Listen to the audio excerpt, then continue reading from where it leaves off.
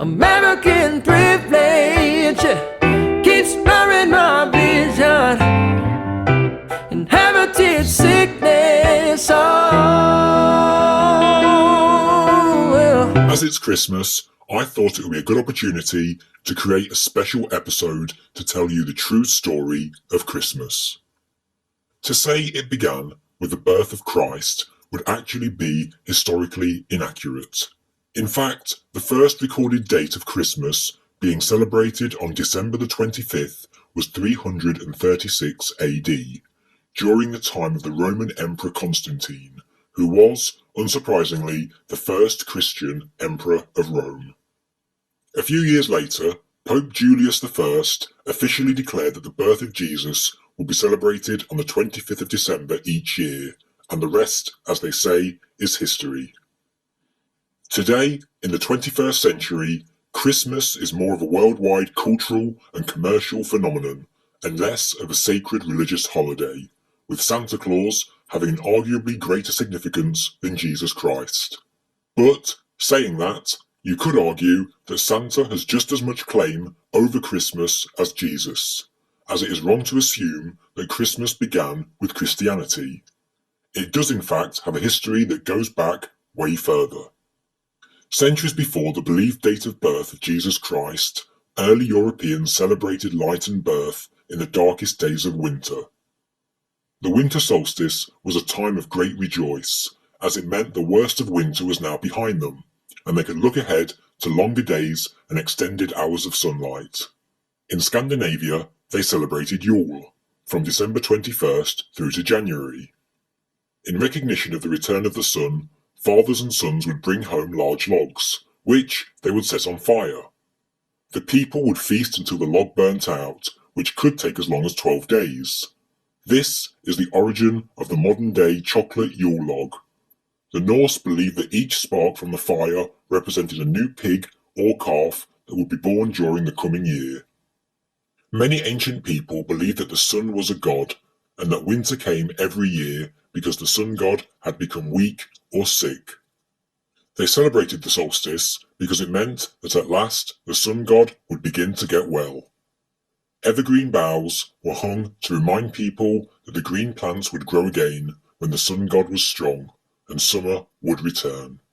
The ancient Egyptians worshipped Ra, who wore the sun as a blazing disk in his crown. At the winter solstice, when Ra began to recover from his illness, the Egyptians filled their homes with green palm rushes, which symbolized for them the triumph of life over death. This is probably the earliest concept for the Christmas tree. In Rome, where winters were not as harsh as those further north, they celebrated a festival known as Saturnalia, a holiday in honor of Saturn, the god of agriculture.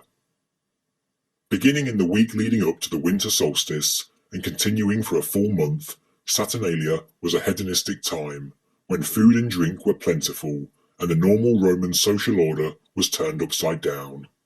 For a month, slaves would become masters, peasants were in command of the city, and businesses and schools were closed so that everybody could join in the festivities. Like in ancient Egypt, the people would decorate their temples and homes with evergreen boughs. Also at this time, Romans observed Juvenalia, a feast honouring the children of Rome. In addition, members of the upper classes often celebrated the birthday of Mithra, the god of the unconquerable sun, on none other than December 25th. The sun god Mithra was an infant god, and for many Romans, his birthday was the most sacred day of the year. Interestingly, in the early years of Christianity, Easter was the main holiday, and the birth of Jesus was not even celebrated. The birth date of December 25th was given to Jesus in the 4th century, when the Roman Emperor Constantine wanted to end all pagan god worship and overprint their sacred days with Christian holidays. This is why church officials instituted Christmas Day.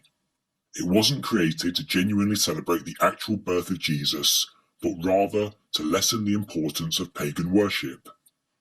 Nobody knows when Jesus was born, and the Bible offers no clues, and in truth, there isn't even any credible evidence to say that Jesus was an historical figure. and it is more likely that he was merely one of the many so-called gods worshipped by the mystery cults of the Romans. It is just that Jesus was adopted by Constantine and turned into a historical figure to unify the Roman Empire. If he was a real person, evidence suggests that he should have been born in the spring, as why would shepherds be herding in the middle of winter? Whatever the truth around Jesus, it was Pope Julius I who chose December 25th as his date of birth.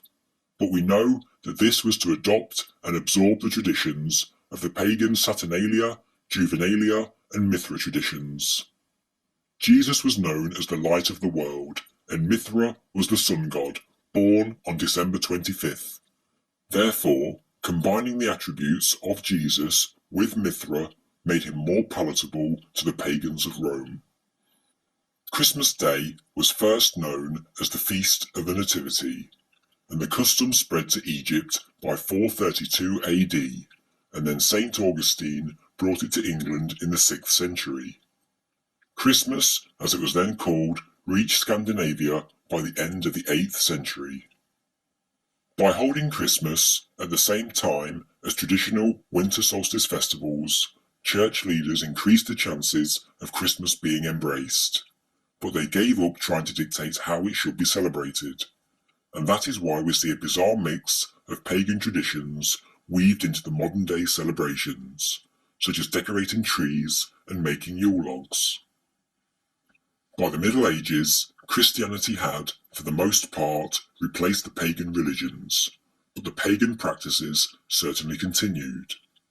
On Christmas, after believers attended church, there would be a drunken, carnival-like atmosphere. The poor would go to the houses of the rich and demand the best food and drink. If the owners failed to comply, their visitors would terrorize them with mischief. This custom originated from Saturnalia, when peasants took control of Rome. Christmas became the time of year when the upper classes could repay their real or imagined debt to society by entertaining less fortunate people. In the 16th century, German Christians began bringing decorated trees into their homes, a memory of their solstice celebrating pagan origins. It is widely believed that Martin Luther, the 16th century Protestant reformer, first added lighted candles to a tree.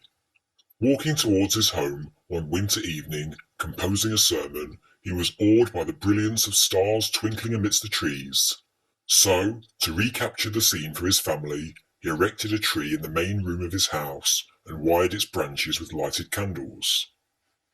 In the 17th century, a wave of religious reform changed the way Christmas was celebrated in Europe. When Oliver Cromwell and his Puritan forces took over England in 1645, they vowed to rid England of decadence and, as part of their effort, cancelled Christmas. But, by popular demand, Charles II was restored to the throne, and with him, the return of the popular holiday. The Pilgrims who came to America in 1620 were even more orthodox in their Puritan beliefs than Cromwell, and therefore Christmas was not a holiday in early America. From 1659 to 1681, the celebration of Christmas was actually outlawed in Boston, and anyone exhibiting the Christmas spirit was fined 5 shillings. In contrast, in the Jamestown settlement, Captain John Smith reported that Christmas was enjoyed by all and passed without incident. After the American Revolution, English customs fell out of favour, including Christmas, and it wasn't actually declared a federal holiday until June the 26th, 1870. Then, the Americans really embraced Christmas and reinvented it, changing it from a raucous carnival holiday into a family-centred day of peace and nostalgia. This was because the early 19th century was a period of class conflict and turmoil, with high unemployment and gang rioting by the disenchanted classes, which so often occurred during the Christmas season. In 1828, the New York City Council instituted the first police force in response to a Christmas riot. This led to certain members of the upper classes trying to change the way Christmas was celebrated in America. In 1819, best-selling author Washington Irving wrote a series of stories about the celebration of Christmas.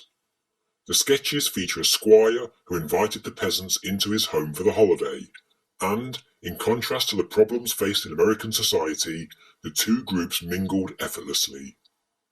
In Irving's mind, Christmas should be a peaceful, warm-hearted holiday, bringing groups together across lines of wealth or social status. Irving's account wasn't based on any existing tradition, it was fictional, and now many historians say that Irving's account actually invented the modern tradition of Christmas. Also around this time, English author Charles Dickens created the classic holiday tale A Christmas Carol. The story's message, the importance of charity and goodwill towards all people, struck a powerful chord in the United States and in England, and showed members of Victorian society the benefits of celebrating the holiday.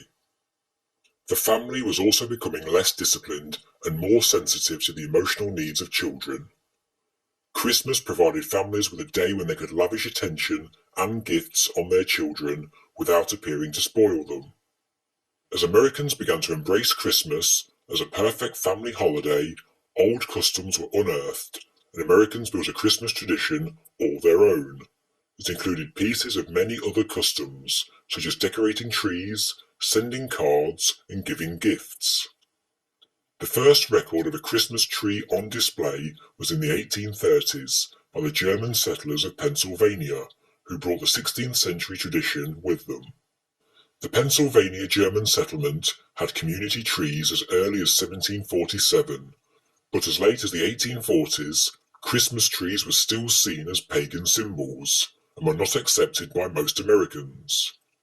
But this all changed with an influx of German and Irish immigrants who would undermine the Puritan American way of life and whose practices became more and more acceptable and widespread. In England, it wasn't until Victorian times that the idea of having a Christmas tree in the house was popular, and it was the Queen's own family who introduced the custom to the country.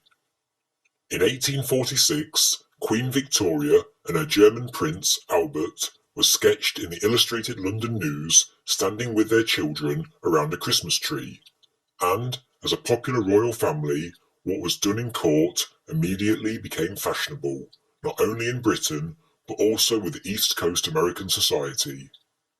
The Christmas tree had officially arrived, and it quickly became an accepted icon of Christmas.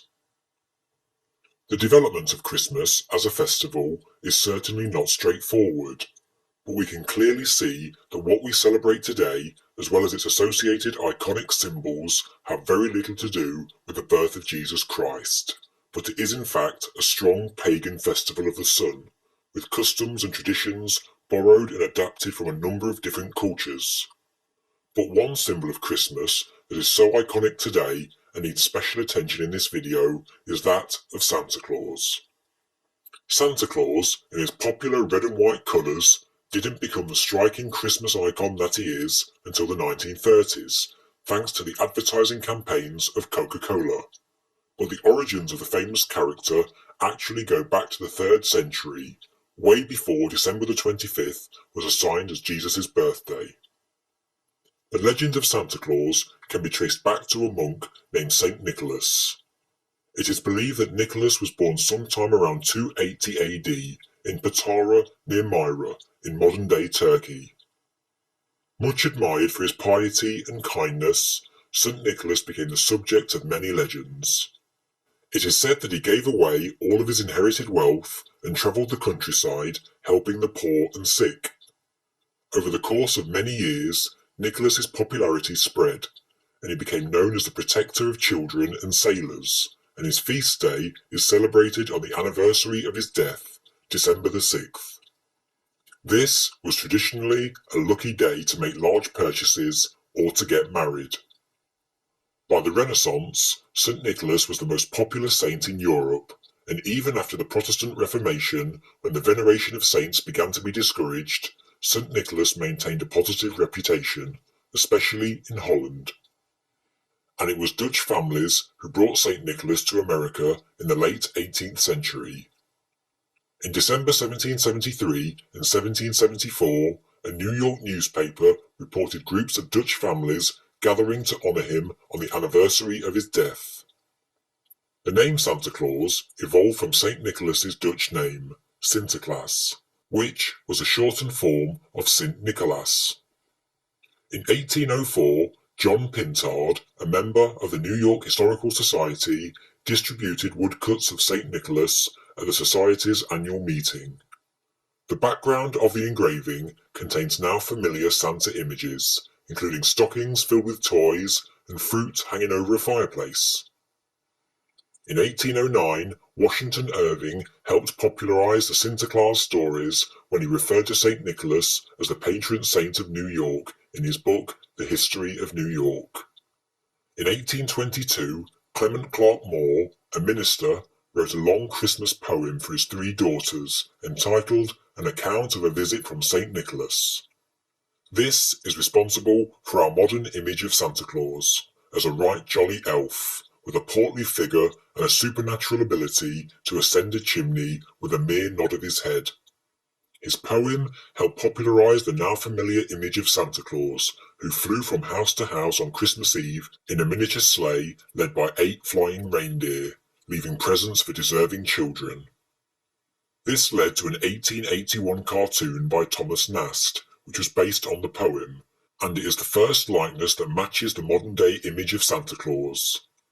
It appeared in Harper's Weekly and depicted Santa as a rotund, cheerful man with a full white beard holding a sack laden with toys for lucky children. It was Nast who gave Santa his bright red suit, trimmed with white fur, having a North Pole workshop, elves, and a wife. The tradition of dressing up as Santa Claus began in the early 1890s by the Salvation Army. They needed money to pay for free Christmas meals for needy families, and began dressing up unemployed men in Santa suits and sending them onto the streets to attract donations. The Salvation Army Santas have been ringing bells on street corners of America ever since. But Santa Claus was not the only St. Nicholas-inspired gift giver to make an appearance at Christmas time. In Germany and Switzerland, there was Kris Kringle. In Scandinavia, there was Jultomten, a jolly elf who delivered gifts in a sleigh drawn by goats. English legend explains that Father Christmas visits each home on Christmas Eve to fill children's stockings with holiday treats. Père Noël is responsible for filling shoes of French children, and in Italy, a woman called La Befana was a kindly witch who rode a broomstick down the chimneys of Italian homes to deliver toys into the stockings of lucky children. So there you have it. The true history of Christmas is certainly not a straightforward timeline of events, but an assortment of historic cultural icons, brought together by the movement of people out of Europe to the wider world. Its origins are certainly not Christian, and today, in the 21st century, whether the people believe it or not, the Western world celebrates an ancient pagan winter solstice festival, with a huge amount of pagan iconography, such as Christmas trees and Yule logs, and with a strong focus on a saint whose true identity is all but lost under a red velvet coat, and a so-called Son of God was only associated with December the 25th to attract the followers of a popular pagan sun god.